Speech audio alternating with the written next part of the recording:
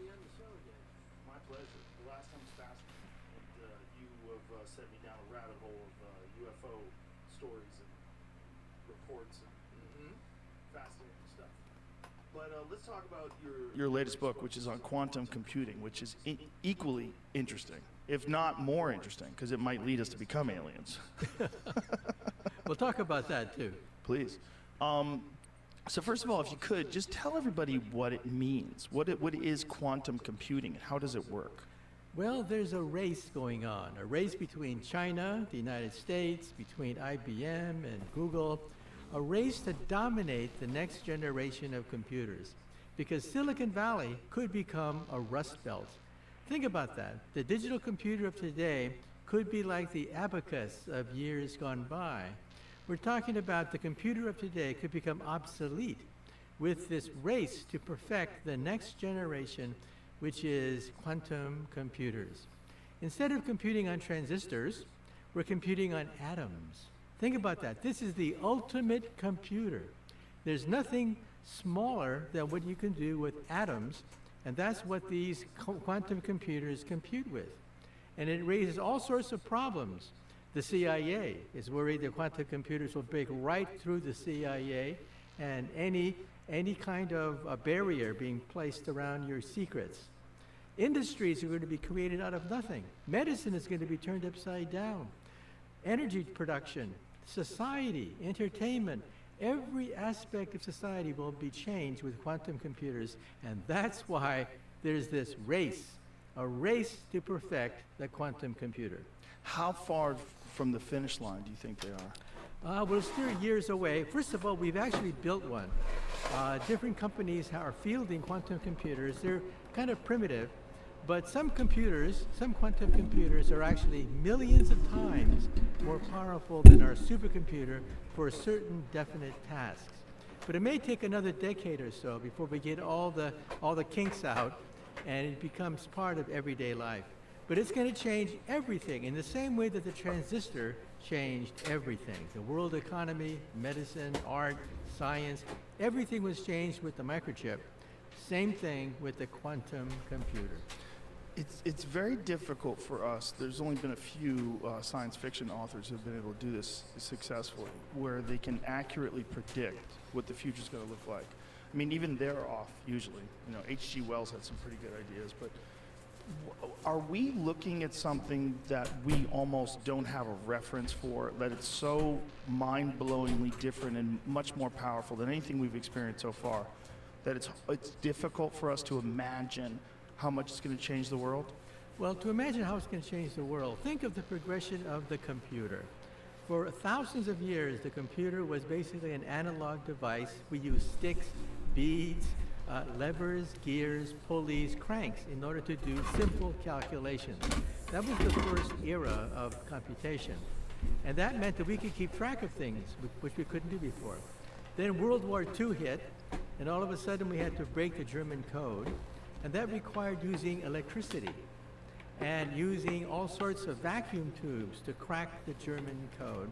And then we went into the second era where we compute on digital and binary, so zeros and ones, zeros and ones.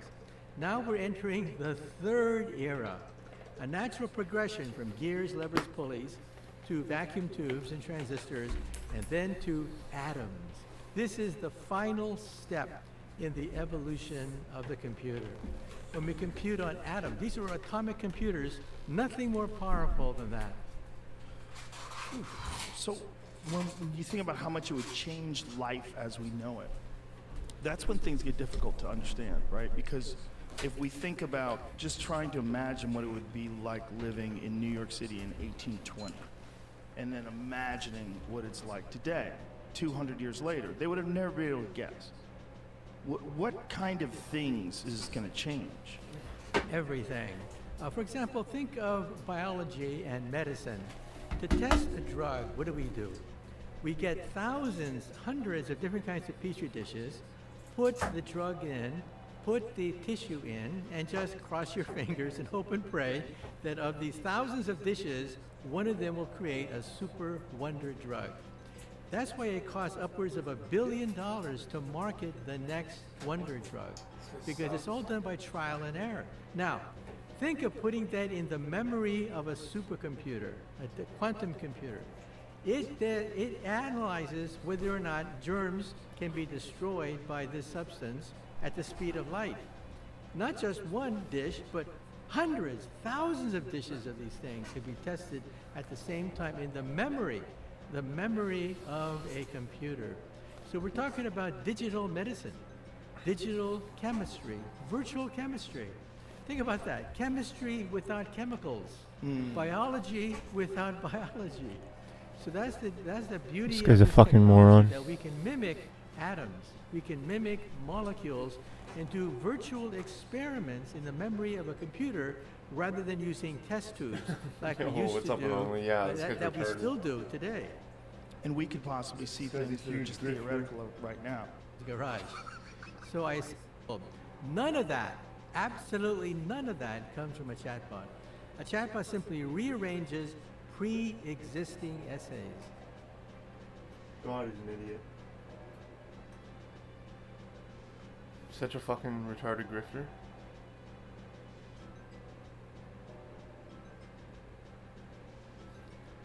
What's up, Nolan? What are you doing, man?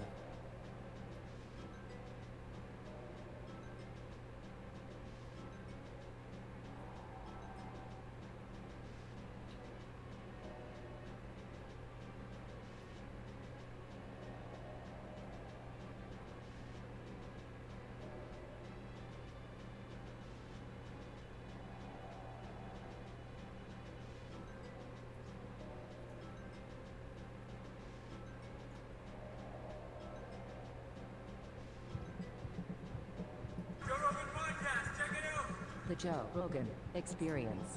Train by day, Joe Rogan podcast by night, all day. We rolling? Hey, we're up. Yeah, he's such a fucking grifter, man. Fuck Or a fucking government CIA plant. I felt so good. And last night was my first time in a managerial position. Like I just came to hang out, make sure everything ran smooth for your show. It was wild. Like to be at my own club where one of my best friends is headlining and all my other friends are opening for him. I'm like, this is amazing. It was a pretty fucking sick lineup. I'm like, this is what's crazy. Incredible. For if you said this 10 years ago in Austin, Texas, the lineup that was on last night was insane. We've been doing that a lot, though. That's what's crazy. Like these Tuesday, Wednesday, Thursday shows that we've been doing out here, they're just stacked. Dude, and then let's just say highlight of my career, they're chanting the machine, and I go, I'm not going to tell it, and they start cheering it, and I go, all right, I'll tell it if Ron White tells his tater salad story. And then he comes on the stage. People didn't even know he was up there. Yes. They go fucking crazy. He walks on stage. I FaceTime Leanne, who's like Ron's her favorite comic. Guy in the front row is recording Tom telling taters, or shooting Leanne watching it. Yeah. It was amazing. I mean, I'll tell you right now, was so fun. it'll show you how quick there are holes in your act. Because then I was like, I don't think I can tell the machine right after that. I know you were talking about that, but no, the machine's an amazing story. It's an amazing story. You're just self-examining. I could have sat and broken down what I love about that story for the next 15 minutes. I could have talked about that story. Yeah. No, you said that on stage. I believe it. Yeah, Ron's one of the best storytellers of all time. Having him out here it's amazing because he's like the statesman of comedy, you know, out here, and he's so respected. He's such a good person. He almost made me Such cry a last good night. guy. At the end of the night, I'm preloaded. He comes up. And he was like, thanks for bringing. That was really fun. And he goes, I just came out to watch you tonight. And I was like, what? He was like, yeah, I came out to watch you. Oh, I'm a fan. And I was like, bro, you can't say that. Like, that fucking killed me. I was like, if there's careers that I've looked at and wanted to emulate, it's him, Attell, those guys are my goats, I mean, everybody loves him. I've never met a comic that doesn't think Ron White's funny. Yeah. They don't exist. Well, yeah, I remember Leanne's a redneck, and when the Blue Collar Comedy Tour came out, we went and watched it in Hollywood at the ArcLight. Oh, wow. And she was fucking... Leanne likes two things. That Blue Collar Comedy and fucking Steve Harvey. If she's gonna cheat on me, she's gonna fuck Steve Harvey. I can guarantee you. She sends me clips of Steve Harvey every morning. There's a clip. That's hilarious. For the movie, when the movie's coming out, they asked us to do Family Feud. Oh, wow. And Leanne has never pushed our girls into anything, but she said, I love Grace Kreischer, you're doing Family Feud. I don't give a fuck what you say. Does Steve Harvey know this? That No. your wife has a crush on Oh, him? she has no idea. Have you ever seen Steve Harvey eat?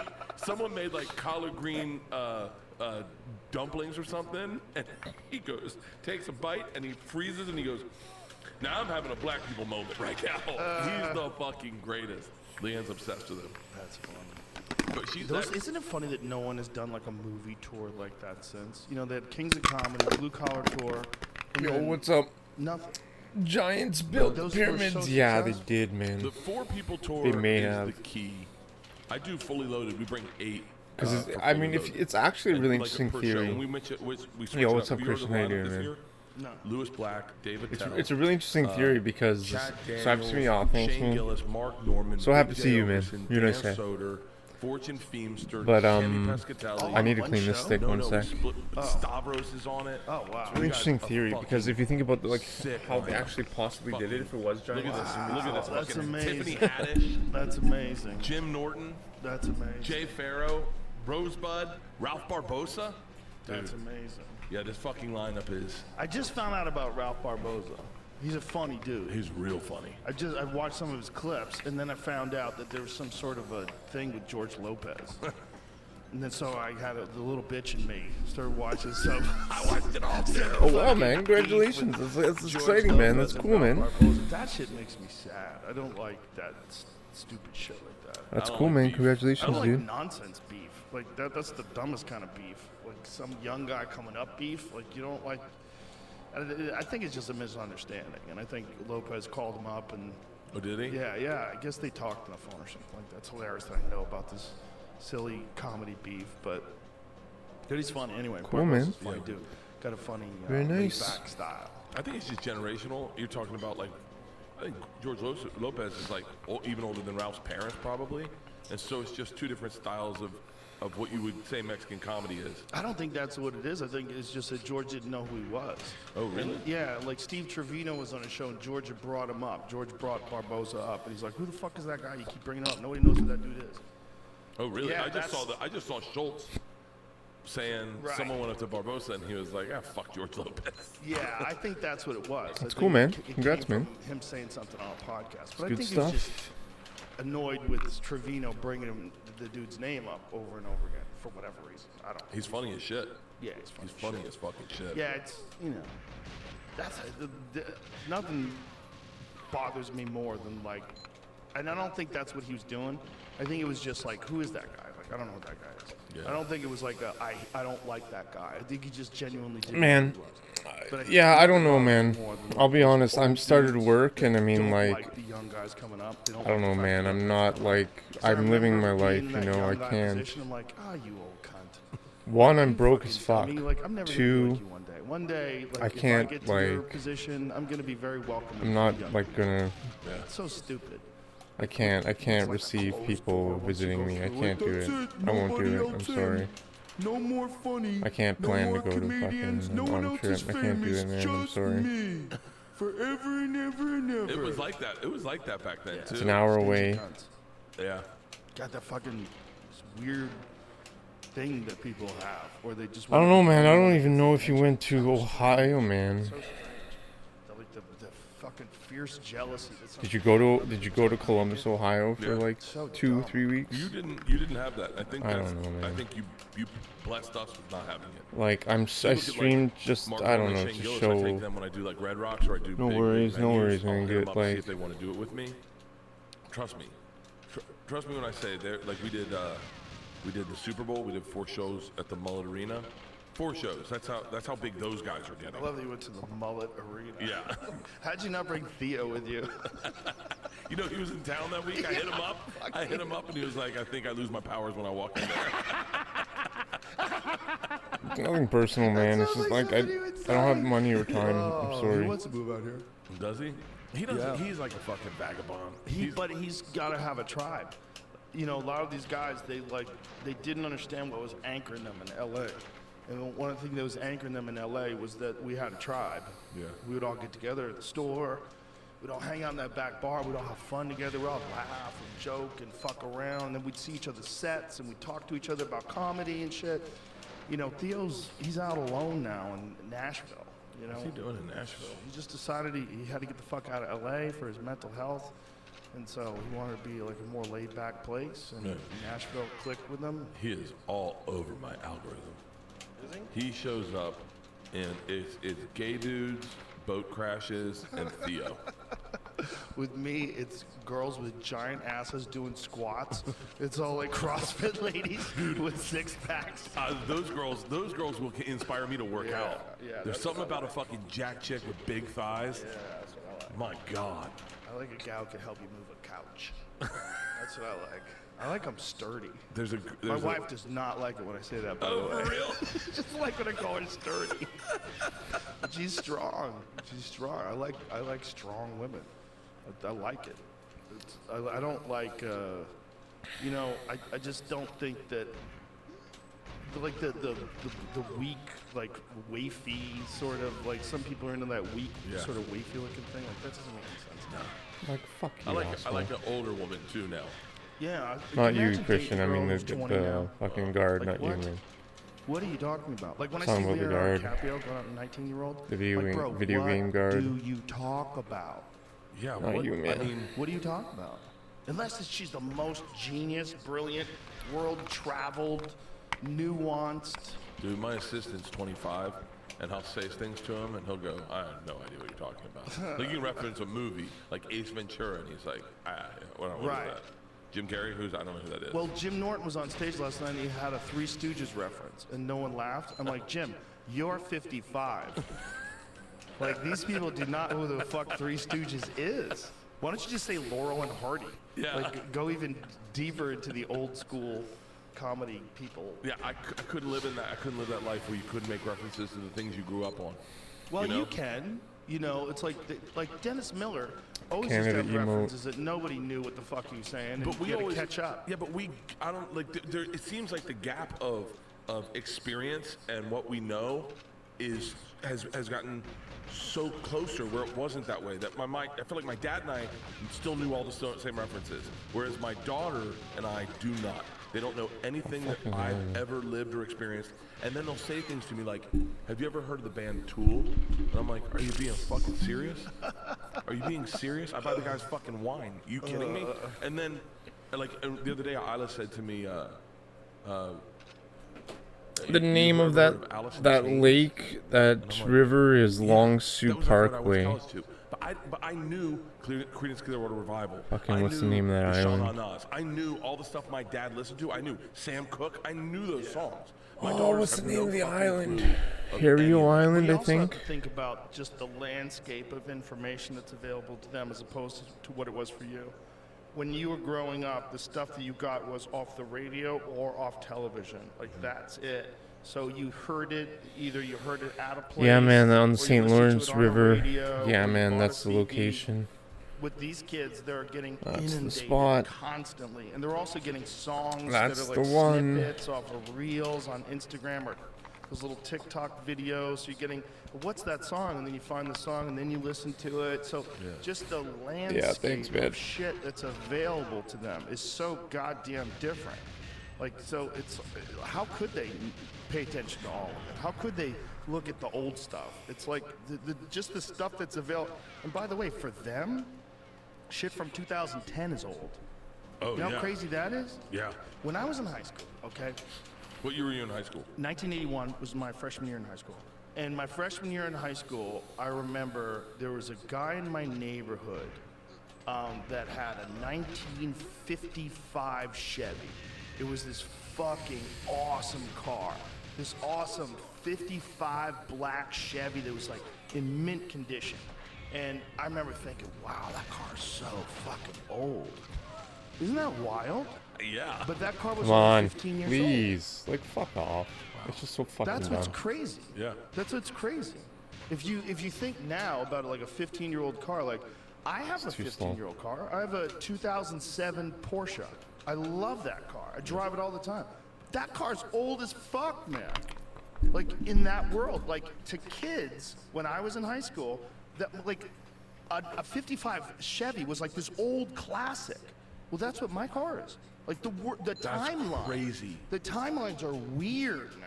Because now you look at like my favorite car is a '72 Eldorado, the convertible Cadillac, and that's fucking 50 By the years way, old. I'm off by 10 years. It's a 25-year-old car. 25, yeah. What I'm thinking about is that, and my mom had a 1970 Barracuda. This is where I'm fucking it up in my head. My mom had a 1970 Barracuda when I was in high school. All my friends were in love with it. They were like, oh my God. They would see my mom's car. Your mom's car. This is insane. Because a 1971 Barracuda was like it had like these the front grill looked like a fish, like almost like gills. Like look at that car. God damn. My mom had one of those. Jesus. In 1981. So I was a freshman in high school, and my mom had it for quite a while. But like that car in 1981 was only 10 years old. It was only 10 years old.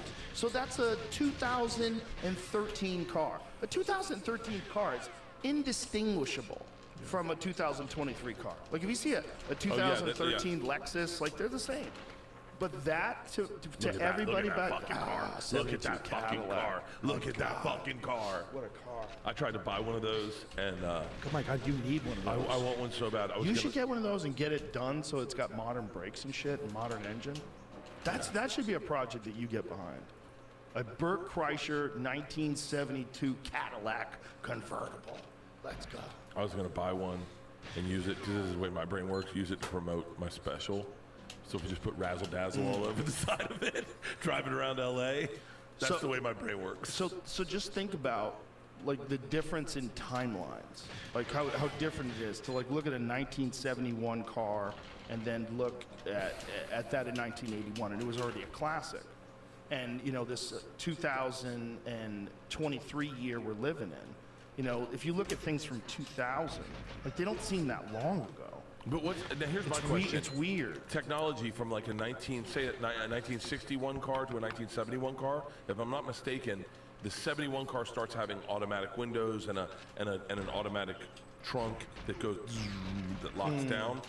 The technology from those cars is exponentially bigger.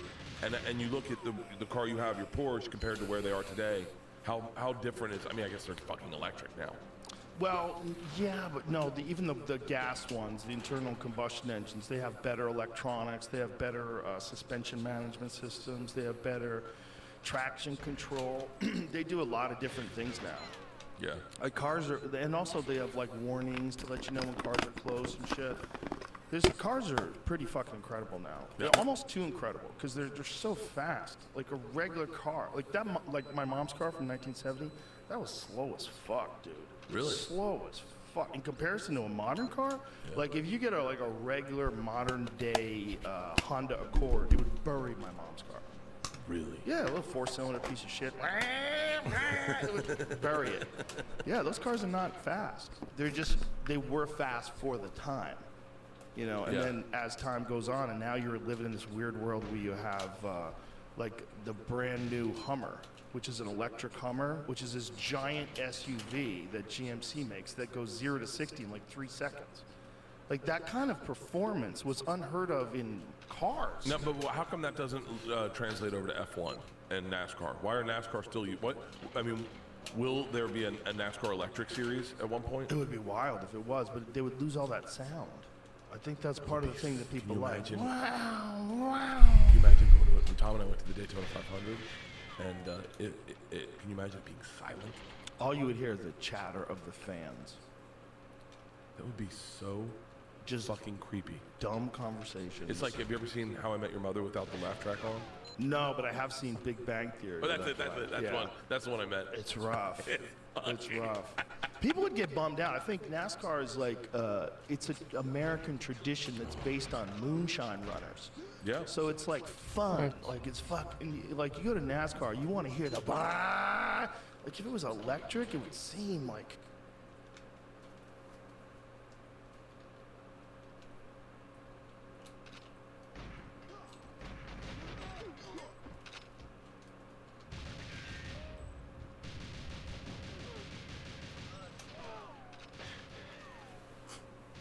What happened? Why?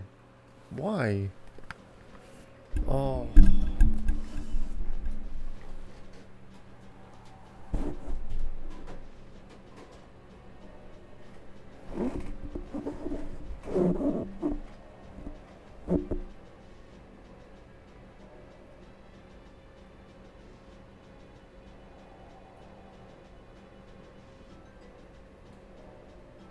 Like you go to NASCAR, you want to hear the bah. Like if it was electric, it would seem like it's over. It Are seemed the like it's F1 over. cars? Are the F1 cars loud? Yeah, they're loud as fuck. Yeah, they're loud as fuck. I mean, but comparatively speaking, because my sister has what's the Tesla? Tesla. Yeah, And those things, I mean, that's like Silent. scary fast. yeah, Like- ridiculously fast. It's not even comparative to any of the cars that I've ever driven in, and I've driven in a lot of I've drove Lamborghinis and Ferraris and Gullwing. Yeah. But No, it's the fastest car I own. yeah. Yeah, I own a Tesla, the plaid one. It's the fastest car I own. I own a lot of fast cars, like Porsches and sports cars and old muscle cars. The Tesla buries them all. Yeah, and they're getting faster. That's what's crazy. Right now, they go 0 to 60 in 2 seconds, but the new ones are going to be even faster than that. The little speedster thing they have, what do they call it? What do they call the little one? Roadster? The little roadster thing is like, I believe it's 1.9 seconds, 0 to 60, which is so crazy. That's so fast. I told my dad not even to drive it. He was in LA last week, and he goes, "I need a car." I go, "Don't get in Cotty's car. You're gonna fucking kill yourself." Yeah, but the thing is, you can drive slow in it. It's very easy to drive calm. Whereas, like, if you're in a really fast muscle car, like, those are kind of hard to drive slow. Because they have, like, I don't know what it is, but there's less sensitivity in the acceleration. Those cars are very easy to go light with. It's very easy to driven an electric car. Unless I get that Porsche that's electric, I don't have any. Yeah, no, a good friend of mine has one of those. That's the shit. Yeah. That thing is the shit. It's amazing. Yeah, I want my car to feel like a big cock. Like just like I want people to see it and go, "Oh, that's nice." Big, not even need to be veiny, just a bigger than average. Oh my god, I hate this fucking comic. This guy knows nothing about cars.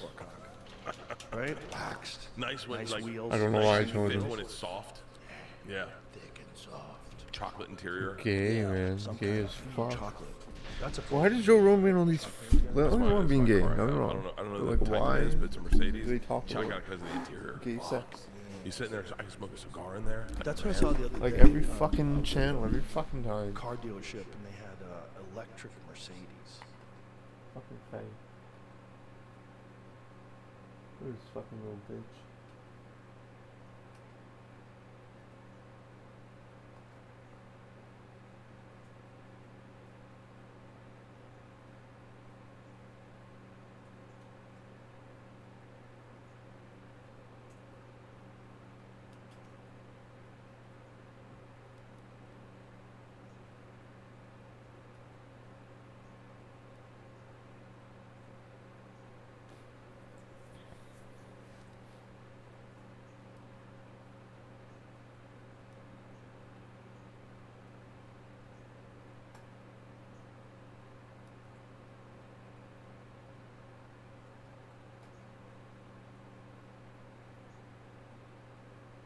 But when you look at it through his descriptions and his understanding, I just have to tell you, I was so excited to have you guys in today.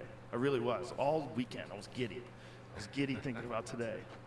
So, congratulations on the Netflix series. I am super excited to, first of all, to have that on a mainstream platform is such a huge victory for you. So, congratulations. It's all turning in both of your way. I mean, there was so much skepticism just years ago, but now it seems like and even Michael Shermer, you were showing me something that he tweeted today. Yeah, well, no, he tweeted it a while ago. Oh, okay. But you know, he walked back on some of his criticisms of our work. It was in light of new evidence Yes. of the younger driver's impact theory. Exactly. No, it's been a major challenge getting this show done. But it's the first time I think that these radical ideas have got onto a major platform. and the whole focus of the thing is summed up in the title of the show, Ancient Apocalypse, because we had an incredible apocalypse that hit this planet, and it wasn't just one moment. It was 1,200 years of hell on Earth, between roughly 12,800 and 11,600 years ago. And that is not taken into account by mainstream historians and archaeologists. Something that really changed the world needs to be taken into account if we're claiming to have a full knowledge of the past of humanity. And so I'm just really glad that Netflix have taken this show on, and they're going to blast it out to a worldwide audience. And hopefully that will begin to put more pressure on the academics who, frankly, I'm not a conspiracist. Remember when I said what? That was the ammo I needed for that exact moment. Allowed out in front of the public and what may be not allowed.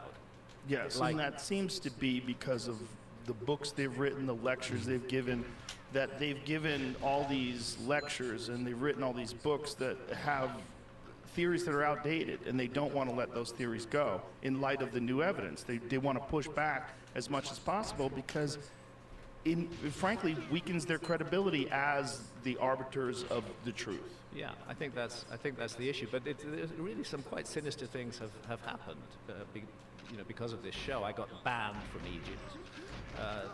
That's the very clever way for archaeologists to make sure that no criticism can come in of their sites, is just of their take on things, is just to ban the critic from coming there. I got banned from Serpent Mound in Ohio. Can you imagine that? I mean, Serpent Mound is a national landmark. People should not get banned from going there. When you say banned, meaning you tried to go there to film or just to visit? When we approached them to make an episode of my Netflix series at Serpent Mound, initially they were welcoming, and then they heard that Graham Hancock was presenting the series. And immediately they turned around and said, no, filming permission is refused because Hancock's views differ from our own. Well, I was able to make a virtue of that in the sense that I stood at the gates of Serpent Mound, which were closed, and I read out their letter where they say that just because I don't agree with them, they won't allow me access to the site. Why? Like, dudes. And Such a fucking scam, but it such shows a scam, again dudes. the limited mentality. And people must be very insecure in their ideas if they actually have Such to a ban scam. critics from expressing alternative ideas. And what is the significance of Serpent Mound? Well, the first and foremost thing is it's an incredible, beautiful, amazing site, which everybody who can get to Ohio should go and see. It's just a most incredible place. But secondly, there are indications that it's much older than it's supposed to be, and that has particularly to do with the way that the jaws of the serpent line up to the setting sun, and because the changing positions of the sunset due to changes in the Earth's motion. So this is it here? That's it there. We're looking at that's the head of the serpent, and is looking straight at the setting sun. And this alignment was perfect about 12,500 years ago. Slightly off today, and that's because of changes in the That's of the sun over thousands and thousands of years. And that's what they don't like. They don't want Serpent Mound to be older. There's one group of archaeologists think it's just 1,000 years old. Another group think, well, maybe it's 2,500 or 3,000 years old. But the notion that it might be 12,000 years old is something they don't want anybody to hear, really. And is the evidence that it's 12,000 years old just based with the alignment of the sun, or is there other evidence? No, there's other evidence as well. There's material from that time that have been found at Serpent Mound that archaeologists consider it to be irrelevant to the date of Serpent Mound. Yeah, material, like what kind of material? Carbon datable objects, so much bits harder. of wood that were burned. People were there, people were doing stuff. It's clear that that site has been constructed and reconstructed multiple times over thousands and thousands of years. And this is a theme that I've found throughout making Ancient Apocalypse, that when you look at a particular site, what you're looking at is the latest incarnation of that site. But the site itself has been sacred for millennia, and it needs repair, it needs renovation, particularly if it's an earthen mound like Serpent Mound. Please. And so that is a theme that does seem to be repeated even under modern accepted archaeological understandings Not feature ideal, sites but it's like fine. The Parthenon and the Oh, it could have been fucking Well, amazing, less, but it's not. less so. less so in terms of the timeline. but Less so in terms of the timeline. I mean, one of the sites we visited for the series is an incredible pyramid in Mexico, at a place called Cholula, and it is in fact the largest pyramid in the world. Very few people have even heard of it, but it's a much bigger pyramid than the Great Pyramid of Giza in Egypt. It's not as high, but its footprint is massive. So it's a huge, humongous thing sitting there on the ground. And it turns out that inside it are 4 other pyramids that were built on top of what we see now. What we see now was built on top of those older pyramids. And then at the very heart of it is a sort of sacred spring that seems to have been the reason for the creation of that. And we again explore the possibility that the origins of this site may be much older than the archaeological dating. So how long did it take you guys to do this series? Well, to be clear, it was the series is me, and it's me making it, but Randall plays an incredibly important role in the series. Randall and I are comrades in arms. We're working together against the mainstream to bring an alternative point of view, and Randall is the star of episode 8. And episode 8 is the episode where we bring the whole story of the ancient apocalypse together. 3? Terrible things. No. The terrible things. That was the time when all the great megafauna went extinct, the saber-toothed tigers, the woolly rhinos, and so on and so forth. They all went extinct between 12,800 and 11,600 years ago. And there's evidence of just utterly cataclysmic flooding in North America. The 3. Channel scablands in the Pacific I got hit Northwest. 5 That times by the flooding drone. came I think I had out 5.5 something bars. I made it knew I was gonna get at possible least to 2. really, really fast. And Randall has just devoted years of his life to studying this mystery, what really went on there. And let's not underestimate it. Let's just not talk about. That was, I lakes had to, I had bursting no their health. banks. Let's talk about something. I had to huge try. I was that pretty took close, place, bro. and the landscape peaks You know what it speaks to was? that huge. I switched guns. What I should have done, And I should have Randall strafed first. discussed this on So the I podcast did 2 before, inputs but there. In the interest of making this a I standalone show, we should changed probably get into it guns. more. You came up with this Well, idea. I was strafing, At what but year before was going it up to when you C up, first- I think I when that idea changed. first I came back switched. to your mind that remember you were telling me you were on acid and you were looking at how Oh, to that. Well, that was 1969. Should have just C up and then back switched. I didn't quite formulate a specific theory. I didn't know the drone you had a thought. I hits had you an right away. impression. I didn't know call the it an drone hits you like right away. I was looking at an underfit river. You know what that is? You gotta really be in that box, man. Jamie, can we I do thought a you map? can like kinda hang out there, And but you I'm can't. going to show you exactly what we're talking. I'm going to zoom in on. Okay, well, Oh, here you go. Nice. Little HDMI action. That was a good run though. Okay. all right. You're going to learn a new term, Joe. It's underfit river. Okay, so it was a little different back in 1969, but Eden Prairie was a location of an airport. Let me put this on to terrain. All right, here we go. And here we go. So this is the Minnesota River Valley. And I was standing, I actually went back and found a few years ago, found the spot I was standing. And it was right here on this bluff, looking into this valley. Now, if you go here, you can see there's another side to it over here. And if you look back here, you're going to see this is what's an underfit river. An underfit river is where the modern river is diminutive relative to the channel that it's flowing in. And the channel was part of what they called the spillway of Lake Agassiz, which was a gigantic meltwater lake that formed in that interval that Graham was just talking about. So this is the modern Minnesota River, which is a fairly substantial river, probably close to the Colorado here that runs through Austin. But you can see the channel. The channel is huge relative to the river. A few geologists have worked on it and concluded that the meltwater flow through here was 4,000 times greater than the modern flow of the Minnesota River. So anyways, I was standing here looking out into this, and what I saw was the modern river with entrenched within a couple of banks. And then I'm looking at this huge channel. And I just had this impression that, was this a huge river channel? You know how, because see when I was looking 3 miles across, there's another set of 200-foot high bluffs matching the ones that I was standing on. And then below me was the modern Minnesota River with its banks, which were like miniature versions of the bluffs. Now, it was a full decade before I actually came back to the idea as I was beginning to learn more about catastrophism, which was still very much in the like seminal where? stages back in the, say, the 70s. You know, we've learned so much more about the catastrophic history of this planet since then. But then I began to think, well, and this was before I even knew about Glacial River Warren, it was called, which was the flow through here. And you can actually, I took Graham, we went there. If we chased, We did indeed. we did. Right up here by Ortonville is Big Stone, see Big Stone City? So this is the southern outlet of Lake Agassiz. And this was one of the outburst floods, many outburst floods of gigantic flows of meltwater coming off the ice sheet.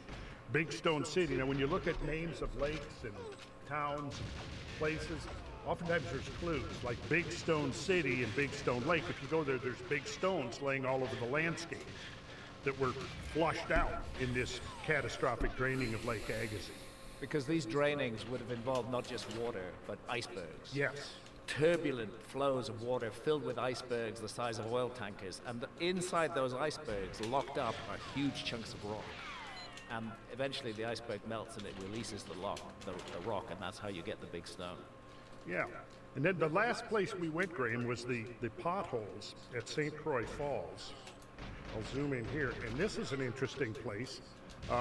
There's a constriction in the bedrock. This is hard basalt bedrock. And when you have water flow coming along, it's got a conservation of volume, so that if you have a narrow part of the channel, the water coming in as it's going into that constricted channel speeds up, because if you take measure of the water flow at any 2 points along the channel, it's going to be the same. Whether it's a wide channel with shallower water moving slower or a narrower channel with deeper water moving faster, the discharge through that channel is going to be the same. But what happens is if it comes into a constriction, it has to speed up then. When it speeds up, it becomes more erosive. And that's exactly what happened right here at Taylor's Falls. And right here at Interstate Park is a series of gigantic potholes. Now, these potholes are evidence of intense turbulence within swiftly moving deep water. In a minute here, I'll pull up. I've got a great shot. When Graham and I were there, I was in the bottom of one of these potholes, and Graham is peering over the rim. And it's a great shot because you can really get the sense of the scale. I'll pull it up here in a second. But if we go, where did this water come from?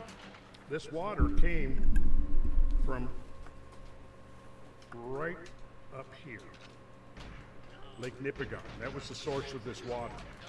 And when you go south of Lake Nipigon, the whole landscape is channel scablands, just like Graham and I were seeing out in Washington.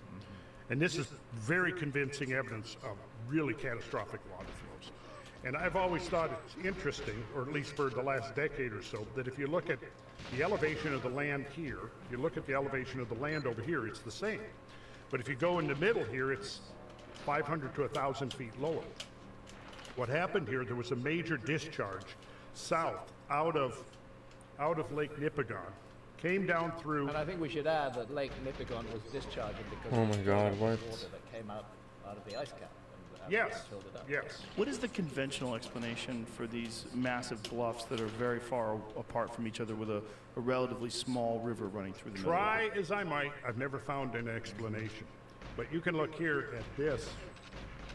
And this is pure what you call scabland, which is the result of major erosional, intense erosion, cutting out. This is a coulee, but you It look looks at like this- somebody's just been picking scabs off the skin of the land, and that was these water flows rushing through it, filled with icebergs and whole forests ripped up by their roots. Naturally, it looks like torn up scabs. And so it's Yeah, your this assertion level is just so that good, this guys. all came out of This level is the just like the cataclysm, best. that this all came out of the impacts. Starting this friggin' common Mayan impact. James Teller, megalithic geologist, has ruin. dated these flows.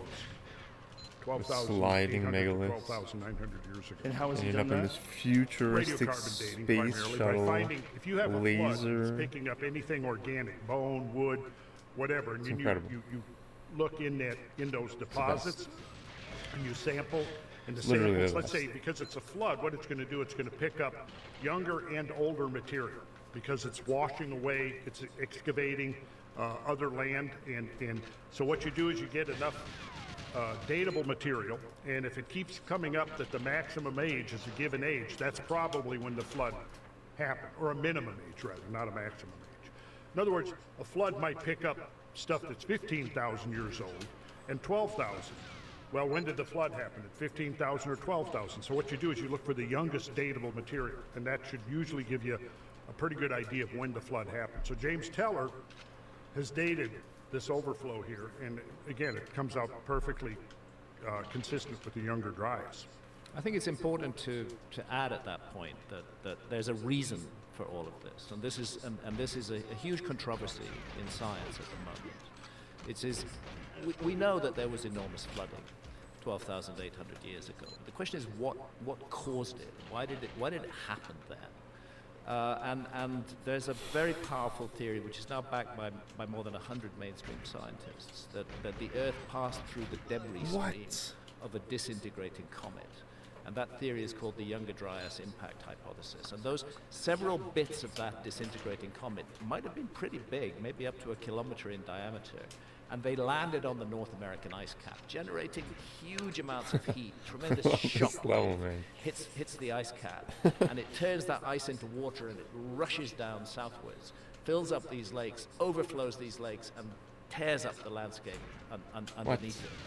And this Younger Dryas impact hypothesis is by far, in my view, the best explanation of what's going on. And I'm very happy to say that the Comet Research Group, the 100 scientists who are behind this, they've been funding their own research for nearly 2 decades because no big mainstream institution would get behind them. But just in the last couple of years, some big funding has come into the Comet Research Come on, Group. asshole. And they're Wait, now in a what? position Like to go where? look at Antarctic What? ice, to go look at all Can the I even evidence from all access over it? the world I that can't even shows get that it, this can I? cataclysm did happen Oh, I got it. 12,800 years ago, and that we're What? dealing with something really that I is guess because I was shooting back. almost unimaginable Whatever. in its scope, and which should So dumb. change the way that we look at the history of the human species. If it were not for this resistance, I wonder if we could just show a short clip which has got Randall in it, the Randall clip, which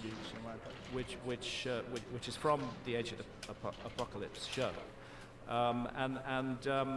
Where Randall makes the point at the end of it that once we take this into account, the whole story of history is going to change completely, and that's what we're fighting for. We're fighting for some recognition that something really important is missing. Ancient structures, built with surprising sophistication, It's the most amazing archaeostratigraphy site in North America. revealing the fingerprints of an Well, advanced come on, prehistoric man. civilization. This pillar is like our Rosetta Stone. The possibility of civilization emerging earlier than we think it gets much stronger. It's going to absolutely demand a rewrite of history as we know it. And this is the point. This is why I've made this series, because that idea has to get out there. That we gotta Sonic. stop being so complacent about how we look at our past.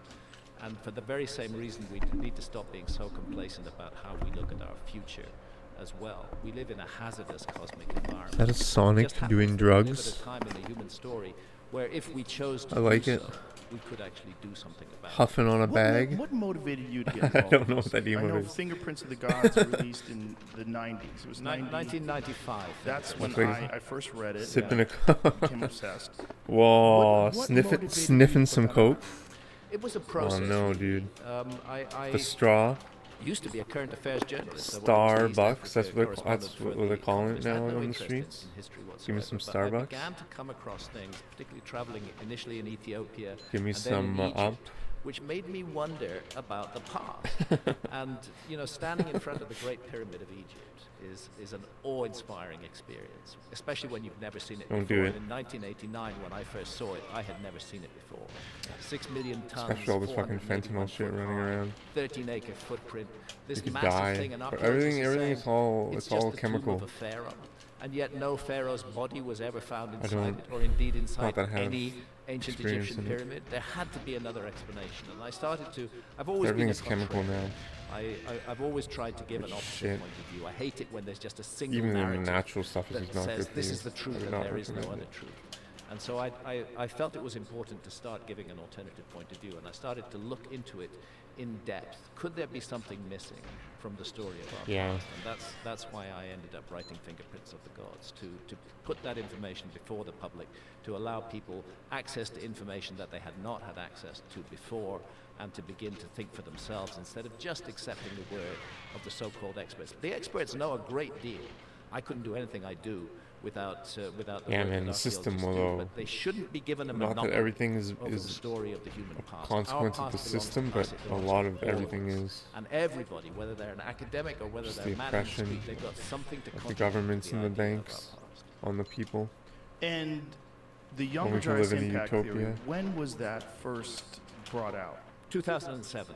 That was when it first brought out. It immediately caught my eye. Because when I wrote Fingerprints of the Gods, I proposed that there had been a gigantic global cataclysm about 12,500 years ago. But I didn't really know what had caused it. I suggested a number of possibilities. And then suddenly in 2007, out comes this hypothesis with mainstream backing by mainstream scientists, saying that it looks like there was a series, not just one impact, but multiple impacts all over the Earth around 12,800 years ago that caused this cataclysm. And I began to follow that theory. And by about 2013, it became clear to me that these scientists were onto something really big. And I dived back into it and ended up writing another couple of books, Magicians What? of the Gods and Can't believe I American didn't hit Fall, them. which we talked about on your show back in 2019, just to try to put that information out there. And it's fascinating, really, and very lazy, the way that archaeologists react to an alternative point of view. In my case, they almost never get to grips with the material that I put out there in the books. They just say, oh, Hancock, he's a pseudoscientist. He's a fraud. He's a liar. But they never say why I'm a pseudoscientist, why I'm a fraud, or why I'm a liar. They just throw those words out, and you go to Wikipedia, and that's what you see. And the point about Wikipedia is that's the first place. If somebody hears my name or hears about my ideas, the first place they're going to go have a look is Wikipedia. And immediately they're going to get turned off. And you can't edit my Wikipedia page. They've locked it. And it's controlled by a group of academics. So I do find this incredibly irritating. But the only thing to do is to keep on going. And this is why, frankly, Joe, your show has been so important. Because you're one of the very few people who's allowed this information to get out to the general public. Come on. This contrary information which the mainstream doesn't want to hear. You're a powerful platform that's allowed this information to reach so many Please, people. like, please. I'm grateful to you for that. Well, I'm grateful to you guys. I'm really grateful because this is it's such an exciting notion. It's such an exciting idea, and it makes sense when you look at these incredible structures that we don't really have an explanation for. And when we think about the conventional dating of modern history and modern civilization, they want to put it at around 6,000-ish years ago. That's right. That's right. And then, that was the view really for decades, that civilization began about 6,000 years ago. And before that, there was no such thing as civilization. And they say that the first big megalithic structures were created by societies that were already agricultural societies. So they were generating surpluses, which allowed specialists to have the time to learn how to be architects and engineers and builders. But then suddenly out of the blue, and we've got an episode of this in the series, Went too wide, comes an idiot. Göbekli Tepe in Turkey, which is 11,600 years old. It's 5,000 years old and the supposed oldest megalithic structures, and it's a fucking enormous megalithic structure, probably the biggest megalithic structure on Earth, because so much of it is still underground, although we know what's there because of ground penetrating radar. Highly sophisticated, 20-ton pillars, beautiful astronomical alignments.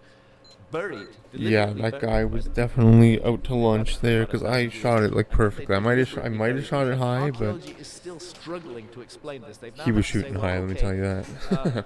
somehow megalithic architecture began thousands of years before we thought it began. How are we going to explain this? And they have to Should have been the accept run, man. this is one of the mysteries of Göbekli. He missed the call, dude. That the archaeology does show this quite clearly, that when the work began on Göbekli Tepe 11,600 years ago, the entire population there were hunter-gatherers. They were not agriculturalists, generating those supposed surpluses that would allow experts in architecture to emerge. They were hunter-gatherers. And how, in God's name, do a group of hunter-gatherers wake up one morning and create something like this enormous Wow, scale? the And auto-aim then really helped me there. the mystery deepens, because at the same time that they're building the megalithic site, they're also suddenly doing agriculture.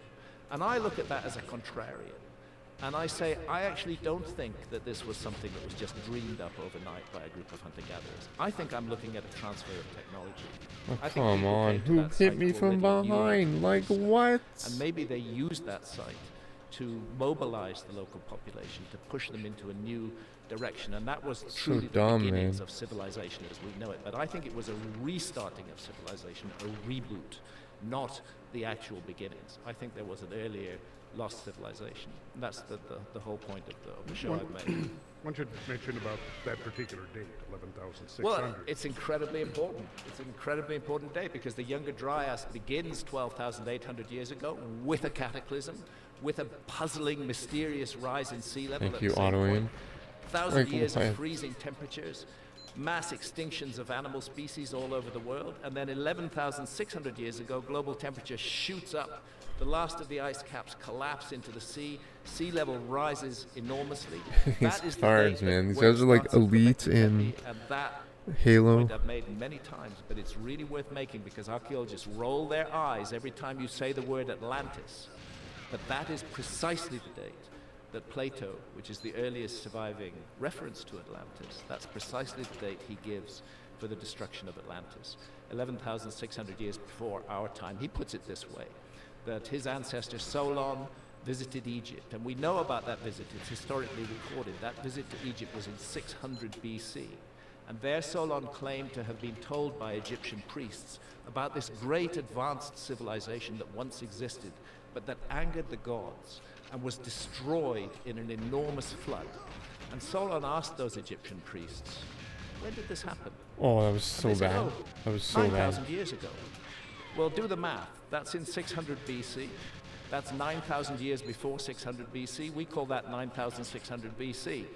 That's 11,600 years ago. That's exactly the date of the end of the Younger Dryas, and it's exactly the date of what is called Meltwater Pulse 1b, one of the biggest single rises overnight in sea level that ever occurred. So if Plato made it up, it's really weird that he picked a date that is precisely a date that coincides with the latest geological evidence on cataclysmic sea level rise at the end of the Ice Age. Could be a coincidence, but Pretty good one. I will mention I did a two-parter on all of the what Graham's just talking about and the geological evidence that confirms or refutes Plato's account, and it's available on my website for download. And it's like 7 hours. Oh, like 7 what, hours guys? detailed. Yeah, you go deep, unpacking. bro. You go deep. And you see, the academics have never bothered to do this because they, in their pride and in their arrogance, they just say, oh, we know that Plato just made it up, that it's just a fantasy. They don't know that. And it's people like Randall coming from the outside who are actually doing the legwork that makes us think about all this again. And there's plenty of So evidence dumb. that there were many sites like this that were thought to be just legend and myth, like Troy, for instance. That has now been proven to be an actual real city that mimics the initial descriptions of it, the historical We descriptions. should never dismiss myths. We should always listen to them. They're the memory bank of our species, and they may be expressed in symbolic language. There may be wonderful stories built around them, but at the core is factual information. And what better way to ensure that factual information is passed down to the future than to record it in a fantastic story that people will pass on. People love telling stories, and they don't even need to understand what the heart of the story is. As long as it's a great story, they're going to keep on passing it down to the future. So I think myth is very important, what? and that's something that Where? we How do. could I have missed this Look at gun? myths. How The could I story have of missed this Atlantis is gun? not alone. There are Look at how I thousands missed of this gun. traditions from all around the world What? speaking of a global flood that destroyed a former civilization, that brought to an end a golden age. With all this physical evidence and with all these myths, It's are too there much, more man. and more people that are accepting this or exploring this with curiosity and open-mindedness now? I would say yes, and one of the things that makes me confident that that's happening is because I am getting a lot of emails and communications from people, young people going, you know what, I was watching your stuff and Graham's stuff, I've decided I'm going to go into geology. I mean, I've gotten dozens, or I'm going to go into paleontology, or archaeoastronomy, or archaeology.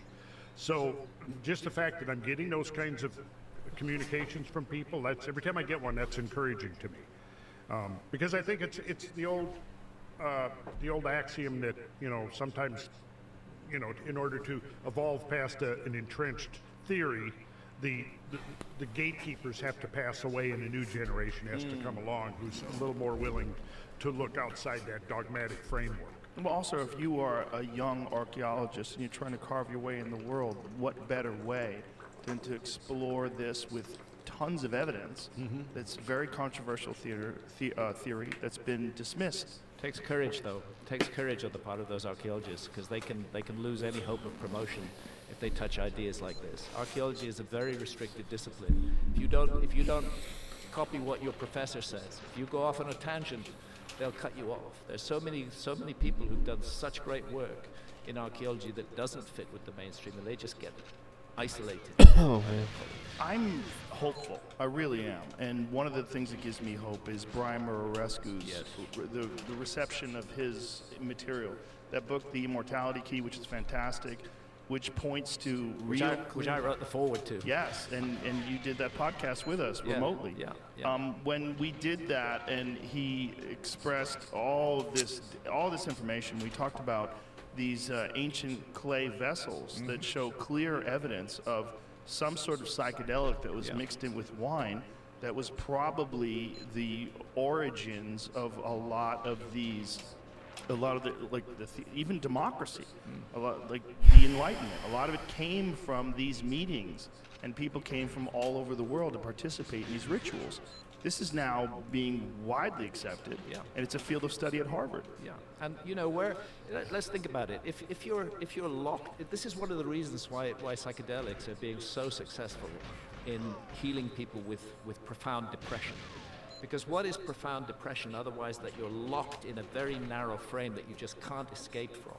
And what psychedelics seem to do is they break that lock, and they allow a kind of openness to come in, and new thoughts to come in. So it's not surprising that psychedelics revolutionized the ancient world. And I'm absolutely convinced that there isn't a religion in the world, and this is going to annoy a lot of people, that there isn't a religion in the world that didn't begin with experiences in altered states of consciousness. And when we talk about a lost civilization, I believe that was a civilization that grew out of shamanism, and for which altered states of consciousness were fundamental. We've been taught to despise altered states of consciousness in our society today. We're supposed to just be alert problem solvers and not doing anything else. But it's out of altered states of consciousness that the real creativity comes, and that changes in mindset come, and that people can break free from previous restrictions and move in new directions. I have mentioned to you a friend of mine, Ben Johnson. He's a former Navy SEAL, 11 years as a Navy SEAL, suffering from PTSD. Yo, Dogger, what's up, man? Thanks, dude. Psilocybin mushrooms. Thanks, man. This is maybe 12 years ago, 13 years ago, and he began to, a lot of his brothers in arms also were having the same issues with PTSD. I mean, after Ace's friggin' 133, I don't know if you saw it, I'm sure you saw that, with he shot the guard in the leg strat. It's just so discouraging, man. And he's perfected, and over like 11 or 12 years, he's perfected the growing. That strat is just so crazy, inconsistent. The first federal license to legally grow psilocybin. and they're building a laboratory in North Georgia, and it'll probably be where we eventually will get all of our shrooms from. It would be a very interesting discussion for you to talk I've had some pretty good runs. about what he's got going on. And I've asked, I said, would you ever think about going on Joe's show and talk about what you're doing? He said, I'd love to. He's a very interesting man. But yeah, 11 years as a Navy SEAL, and he saw it all. And mushrooms is what saved his life. And now he's building a laboratory. He's got funding. He's building a multi-million-dollar laboratory in North Georgia. I've seen this operation. It's mind-blowingly impressive what he's got going on.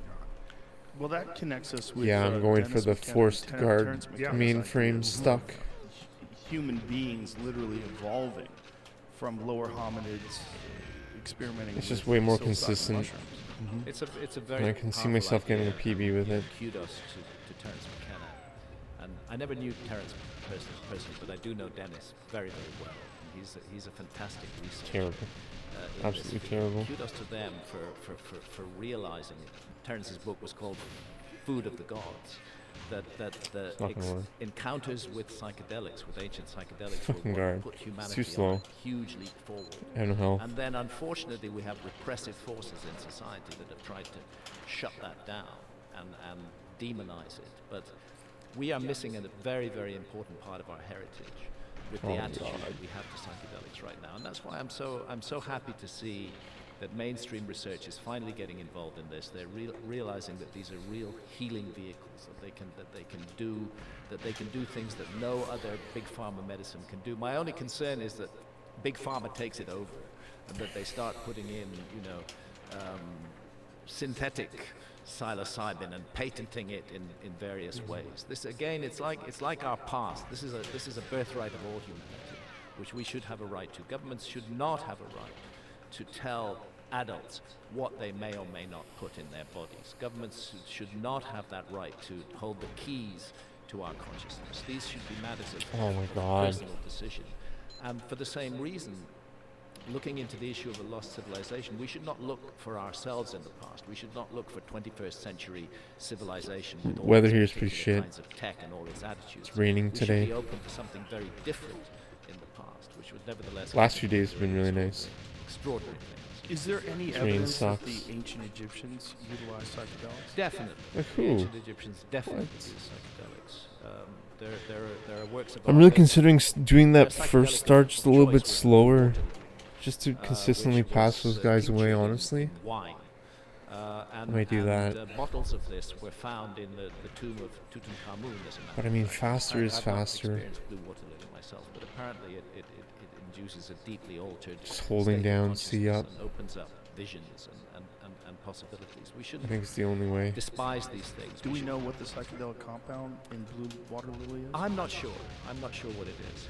It's all I know is that it induces a dreamlike, visionary state. So we know for a fact that they utilized this based Yes, on. yes, we do. Based on those bottles that were found in Tutankhamun's Here it tomb. is. Blue water lilies hold the key to stunning, different high. Besides being stunning and beautiful, the blue water lily has some surprising medicinal qualities, ranging from being an Brutal. aphrodisiac to alleviating pain, depression, even upset stomachs. The This blue fucking water guy lily always fucks everything also up. has a dark underbelly. I didn't pass It's got him away, but dark underbelly. It's got psychedelic properties that can catapult you into a super high. How's that dark? Also called. That's the propaganda again. you Yeah. see. yeah, that Blue Ace water 133 lilies is believed to have mind originated blowing. in Egypt's Nile River and was used by ancient Egyptians Because it as a shows sacred friggin' substance 132 is to attain possible, higher 131 is levels of possible. consciousness. In fact, crazy. it's common to find symbols representing the blue To get lotus that in guard Egyptian pillars and the box ending, scrolls. it's And that's a too fact. crazy.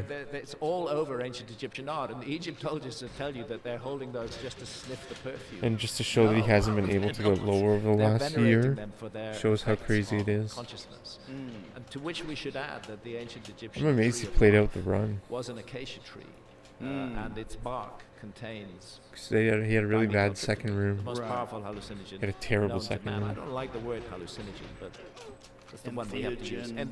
Entheogen, whatever Yeah. we He want got to say. like the most powerful, shot twice, known to boosted science. 2-3 times And into again, the pillar. fortunately, there is now very Literally interesting research stopping going on into these things. running. So there are so many forbidden There's the areas of our 133. past which Wow. have been forbidden by the experts, by the so-called I'm amazed he played it authorities, out. which gradually, I don't know. in the new mindset I'm not of the criticizing 21st him century, because it was a we are run, but making through to. I think what's special about our time, by goodness, it's a time of turbulence. And maybe he was and trying to get shot we are living more through a paradigm shift, and that paradigm to get shift shot less later. has to do with our attitude to so-called experts. Yes, there is Right. a place for experts. Of course there is. But they shouldn't be Because given when you have more sole health, you're more control likely to get over shot in this any game. area of the human story. And what's happening now is that people distrust experts, and they In this rightly level, and by these properly guards. distrust experts, because again and again the experts have misled us. And this is true with psychedelics, and it's true with the study of the ancient past of the human species as well. It's absurd that a small group of academics called archaeologists should literally hold the keys to the whole human past and tell us, lecture us, instruct us on how human beings were in the past. I think I gotta look There's up so a little much more. room for I gotta deep look up a little more. exploration on this. And for people who aren't academically qualified to roll their sleeves up and get some work done. And Randall is a prime example of that. A man who doesn't come from the field, the background of geology or archaeology, but you've rolled up your sleeves, you've walked the walk, they're still rolled up right now. and you've got up there and you've brought new information to the table, and that's one of the things I'd like to say, that everybody can do this. This is our past, our heritage. It should not be controlled by a tiny specialist group. We had dinner together in London, and you were speaking about research that's being done on dimethyltryptamine. Yeah. Can you talk about that? Well, that's happening at Oh my Imperial God. College, and I recently attended an event just a few weeks ago with several of the volunteers in that project. And what's happening is they are legally being given DMT at Imperial College, which is one of the leading Guards, research man. institutes in the UK. And for the first time ever, they're not looking to find out what are the possible therapeutic outcomes of this. They're actually looking at the experience itself. It's very well known, anybody who's used DMT, I've used You've had DMT cert. multiple times, is going to have entity fuck encounters. off. They're going to meet entities who may sometimes look very weird. They may be part animal, part human in form. They may be almost formless, but yet they speak to you, they communicate with you. And of course, the mainstream attitude, this is just rubbish, this is just your brain on drugs. Well, Imperial College, they're now testing that view. And what they're finding is that these and something else. DMT, as I'm sure you know, Yeah, I gotta look is a up very more. short-acting I gotta experience when you're really smoking. use the auto aim. It's about I'm not using the 12 auto aim minutes, here. maybe less. You're in there, you're plunged into a completely convincing, sometimes Like terrifying, really, I gotta look way up. parallel reality. It's so confusing, you hardly know what's going on, and then you're out again. But you come out with a feeling that something's been downloaded to you. Am I using a Imperial dot? College, they found a way to keep people Yes, in the I'm using a peak dot. state Oh of my DMT gosh, for an it's so hour. embarrassing. They're delivering No, it's it not. through drip, through time I'm using a release, dot. and they're keeping the volunteers in an hour in that state, so they have time to What is embarrassing find was their my way around the DMT realm that they find themselves in. And the astonishing thing is that these volunteers, both men and women, are all coming back denial of with it. accounts of meeting the same entities. But I mean, I in don't the know same though. world. And it has to raise the I don't know if it question, really I know does Rick like that Strassman much. has been on your Like, I show, mean, seriously. and kudos to Rick Strassman because he was really the first scientist to work. But I'm with not getting this kill right, and so I'm not human using it volunteers right. at I'm the clearly not University using it right. of I'm not New being Mexico. Rick I'm Strassman not is open to ignorant the to that idea fact. that what happens So I'm with just not DMT using it right, is I that don't it think. alters the receiver wave Gotta of look the up. brain, and that it allows us to gain access to other realities. That I gotta these do frame by encounters are not frame. unreal. That they're real, but they're real. I might on a even do an level that over we the can't shoulder experience film. in a day-to-day state of consciousness. We I have guess to I be in can an altered state of consciousness put the dot in order to after. experience them. And ultimately, the aim of this project is to map the DMT. Yeah, I gotta You know, see we talk a where lot about exactly they look on this extraterrestrials fucking and door right here, you ETs know? and making contact, and Like I'm where, sure like at the the universe fucking is filled with life, and it would be a very good thing to Where have exactly? the tech to make contact, or perhaps not a good thing, with all those other life forms in the universe. But right there in the DMT experience, not inside consistent. our own heads, we have the opportunity to encounter another world, another realm, entities who are very different from ourselves and who have teachings to give us. And I think we should be spending a lot more research funds on exploring those experiences and finding out what's going on, rather than zooming off to other planets. Let's do both, but let's make sure that we understand that consciousness is an enormous mystery, and at the level of consciousness, DMT opens up literally a parallel world. And there's a nexus here with quantum physics, and with the notion of parallel realms and parallel realities. Maybe we can actually access them. Well, the work at Imperial College ultimately is going to come up with some answers on that. And so much more cost effective. So much more cost effective. Traveling to other galaxies. Yeah. I mean, let's do that first. Yeah. Let's understand what we are. Let's understand what our consciousness is. Let's not just keep locked in this, we're here to produce, we're here to consume, we're here to buy cars. Sure, we're here, those are all part of our life today, but it's not all of us. We're much more mysterious, much deeper creatures than that.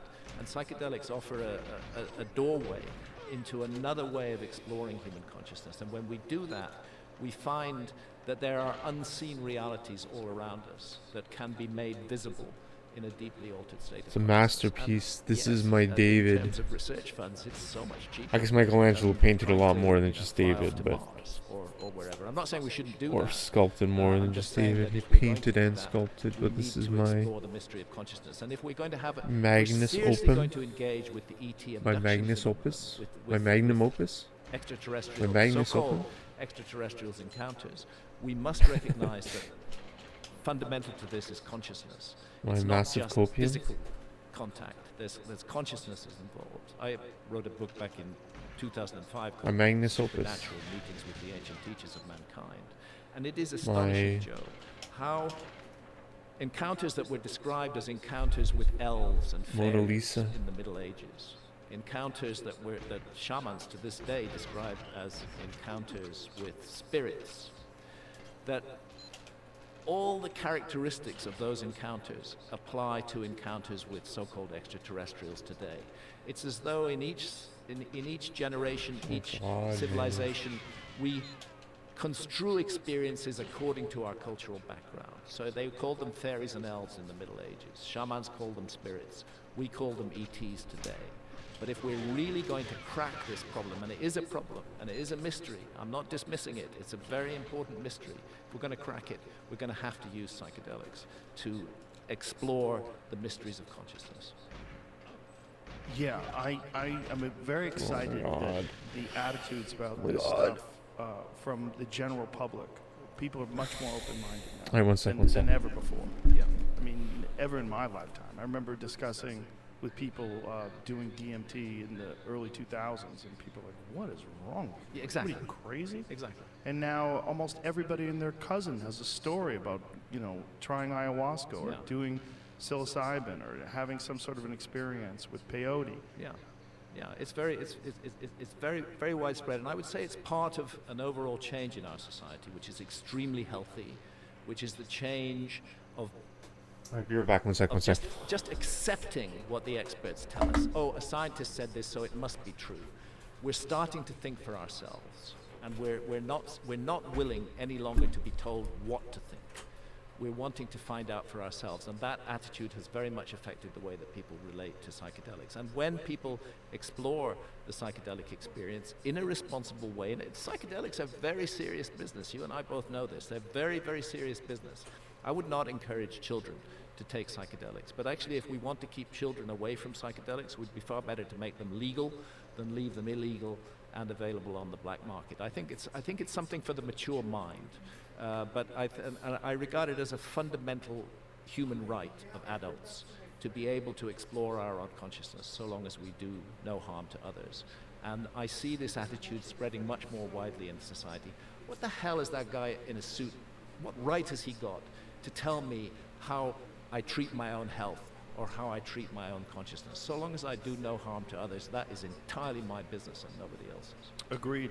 And if this is the source of civilization, or one of the reasons why people were able to think so creatively and create these incredible structures thousands and thousands and thousands of years ago, this all does coincide with this work about these apocalyptic scenarios that you guys are talking about, because if we don't have an understanding of how we got to where we were, Yeah. and we also don't have an understanding that this can happen to us again, it's very possible for us to happen again. It is indeed possible for it to happen again. And in the 8th episode of Ancient Apocalypse, one of the scientists from the Comet Research Group makes that point, that the comet that disintegrated, that caused so much damage on Earth 12,800 years ago, its debris stream is still in orbit. The Earth passes through it twice a year. And in the next 30 years, we're going to be passing through a very lumpy bit of this 30 million kilometer wide debris stream. It's called the Taurid meteor stream.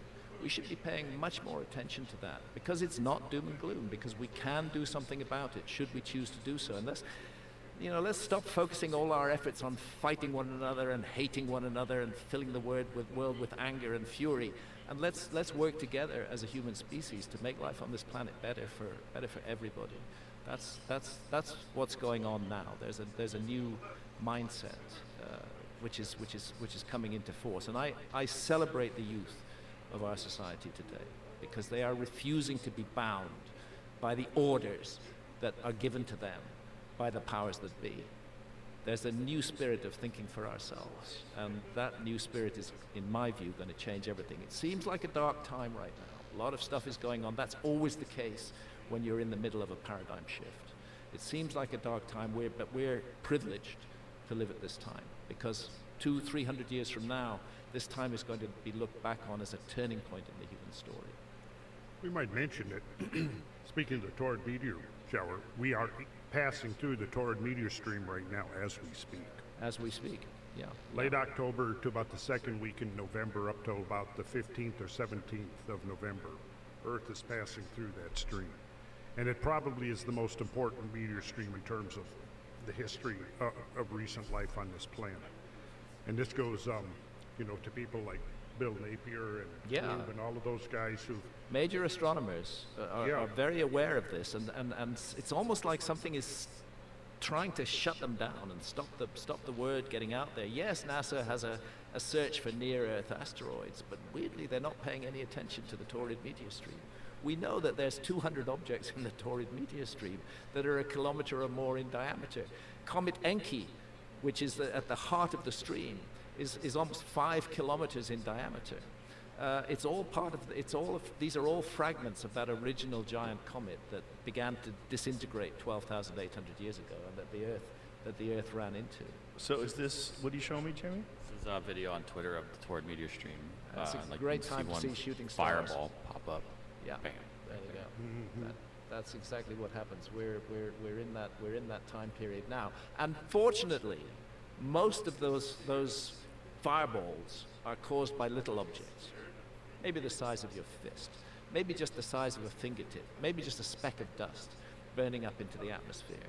But they are shrouding very large objects that are on that same orbital trajectory which the Earth crosses twice a year.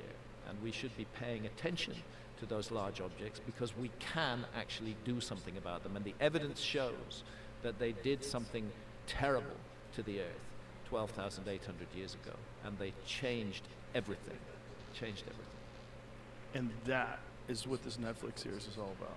That's what Ancient Apocalypse is all about. It's why it's called Ancient Apocalypse, because that's what it ultimately comes down to. Now, there's masses of material in the series about the possibility of a lost civilization and presenting the evidence for a lost civilization. But ultimately, when you talk of a lost civilization, how did it become lost? What happened that took it away, that obliterated it from human memory?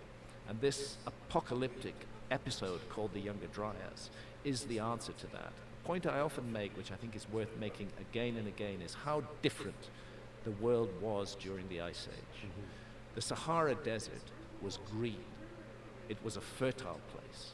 Nobody's doing much archaeology in the Sahara Desert today. The Amazon rainforest, 5 million plus square kilometers under deep canopy. Hardly any archaeology is being done there, and yet we know from LiDAR surveys that there are enormous structures under that canopy. And then what about sea level rise? 400 feet sea level rise at the end of the Ice Age. The prime real estate on Earth, 27 million square kilometers, it's about 10 million square miles, were submerged by rising sea levels at the end of the ice age. And again, archaeology, there is marine archaeology, but they're not really looking very closely at that. I wonder, Jamie, would it be possible to pull up the diving clip? Is this from Japan? No, this one's actually from Bimini. We have an episode on Bimini and on the very controversial structure called the Bimini Road. Oh, right. And this is just a little clip from that. My suspicion is humans are a species with amnesia. We have forgotten something incredibly important in our own past. And I think that that incredibly important forgotten thing is a lost, advanced civilization of the Ice Age. I've spent decades searching for proof of this lost civilization at sites around the globe. Oh, wow. Now, my aim is to piece together these clues. And that seems extremely strange. To show you evidence that challenges the traditional view of human history. You see And that? the Bimini Road. The Bimini Road, it's not even very deep. It's only about 20 feet deep. It was one of the last things to be covered by Ice Age sea level rise, and that's why we show a graphic, a reconstruction of it above water. It's made of extremely regular blocks, megalithic blocks, on a very large scale, more than 1,000 feet in length. When you dive on it, and I've dived on it multiple times, and I went back to diving in order to dive on it again in this series, it's impossible to believe that it's entirely a work of nature. And I took a marine biologist there with me who's dived all over the world, and he agreed with me that there's just no way that this thing can be explained as a totally natural phenomenon. Can we see it, Jim? And what is the conventional reasoning for this? The conventional reasoning is that it's just beach rock fractured into natural patterns. But when you get there and get underneath those rocks, you see that they're propped up, they're leveled out with rocks underneath them, that the whole thing is being very carefully structured by human beings. And the point is, and another point I'd like to make is, Bimini today is a tiny, tiny island. But Bimini during the Ice Age was part of an enormous island. The whole Grand Bahama Bank was above water, an enormous island. And weirdly, that island turns up on an ancient map. It turns up, that's not the Bimini Road. But that is on the left. That's the Bimini Road. You've got the cursor on there. Yeah, those are shots of Bimini Road. Yeah, it's hard to believe that these uniform stones occurred naturally. And Yeah. how long is this? About 1,000 feet in length. And it's not just a straight line, it's got a J-shaped curve at one end of it as well. And we know that it's been underwater for about 6,000 or 7,000 years, but the question is, how long before that was it made? How long did it stand there above water at a very prominent point on this ancient island that we now call the Grand Bahama Banks? And one of the mysteries I look into is that on an ancient map, the famous Piri Reis map, drawn by a Turkish admiral in 1513, that Grand Bahama Banks as an above-water island is shown. It is featured on the Piri Reis map. And what do you see running down it but an image of the Bimini Road above water? Now, how could Piri Reis, who drew his map in 1513, have known this? He tells us the answer, that he based his map on more than 20 older source maps, all of which are now lost. And he suggests that those maps had come out of the famous Library of Alexandria and that they'd been taken to Constantinople, and that's where he got access to them. Somebody, I believe, was mapping the world, was exploring the earth during the Ice Age, and left us ancient maps that show features that only existed during the Ice Age. Oh, that's the Orontius Phineas. No, this is Piri Reis. Oh, that's Piri Reis. Just got it on side, but down, it's on its side at the moment. But Yeah. down there in the lower left, if you bring the cursor down, that big island down there in the lower left, that island is exactly where the Grand Bahama Banks were, an above water version of the Grand Bahama Banks during the Ice Age, and that feature running down the middle of it looks very like the Bimini Road to me. Wow. So again, it suggests not only do we have a cataclysmic event that changes the face of the earth, but also we have evidence that somebody as yet unrecognized by archaeology, had the capacity to explore the world and to map the world during the last ice age. One of the things I find most striking is the presence of Antarctica on ancient maps, because we didn't discover it until 1820. And yet it's on maps drawn in the 1500s with great detail, which again were based on much older source maps that have now been lost to us. The astonishing thing is the so-called Pinkerton world map. I don't know if you can find it, Jamie. Drawn, I think, in 1813 or 1818, based on the latest exploration data at that time. And where Antarctica is, yeah, that one. Keep going right. That one. That one you got up at the top there. It just shows a hole where Antarctica is. Because it was an honest map. Nobody had found it by then. But if you go back to, for example, the Wolsey-Muller world map drawn in 1530 or thereabouts, you find Antarctica is present. If you can find Wolsey-Muller world map, it would be worth taking a look at. Orontius Phineas. Go for Orontius. Orontius.